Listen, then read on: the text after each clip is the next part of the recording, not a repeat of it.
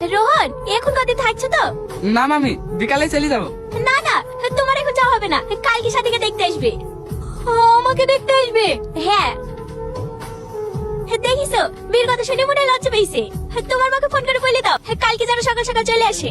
ঠিক আছে মামি। ছেলের তো মেয়ে পছন্দ আর আপনাদেরও ছেলে পছন্দ, তাহলে বিয়ের দিনখান ঠিক করে ফেলা হোক নাকি? হ্যাঁ হ্যাঁ।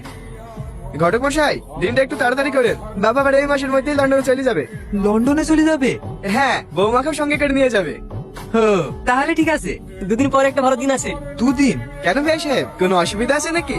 অসুবিধা বলতে গেলে আমার তো একটাই মেয়ে, বিটা একটু ধুমধাম করে দেওয়ার ইচ্ছা ছিল। ও অসুবিধা নাই, মাঝখানে তো দুটো দিন আছে, ম্যানেজ হয়ে যাবে। তাহলে ওই দিনটাই ফাইনাল করা যাক নাকি?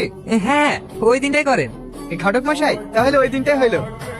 কি রে, একা একা বসে কি করছিস? কি রে সাথী, কাঁদছি কেনে? ও কিছু না, এমনি। কি হয়েছে আমাকে বল, কেউ কিছু বলেছে তোকে? না ভাবি। তাহলে তুই কাঁদছি কেনে? আমি এমনি করবো না। ছেলেটা তো দেখতে শুনতে ভালোই, লন্ডনে থাকে, আবার তোকেও সঙ্গে করে নিয়ে যাবো বলছে। এরকম ছেলে আর কোথাও পাবি নাকি? ভাবি, আমি একজনকে ভালোবাসি। কাকে? রোহনকে। রোহনকে? ও জানে? না। কবে থেকে ভালোবাসিস? ছোটবেলা থেকে। ওকে বলবো বলবো করে আমি ভয় বলতে পারিনি। ভাবি, তুমি একটু আব্বাকে বলো না, আমি বিয়ে করবো না। তুই রোহনকে ভালোবাসিস, বাড়িতে কেউ জানে? না। ঠিক আছে, আমি দেখছি।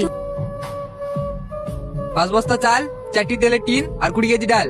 ছোট আব্বা, কিছু বলবা বৌমা? সাথীর জন্য যে শাড়িটা আনেননি, ওই শাড়িটা সাথীর পছন্দ না, তাই বলছিল চেঞ্জ করার জন্য। ঠিক আছে, আমি রোহনকে পাঠিয়ে দিছি। সঙ্গে সাথীকেও পাঠিয়ে দিয়ে একবারে পছন্দ করে নিয়ে আসবে। ঠিক আছে রোহন, বাজার করে আনার আগে তুমি একবার সাথীকে বাজারে নিয়ে যাও। ঠিক আছে মামা, লিস্টটা করে যাচ্ছি।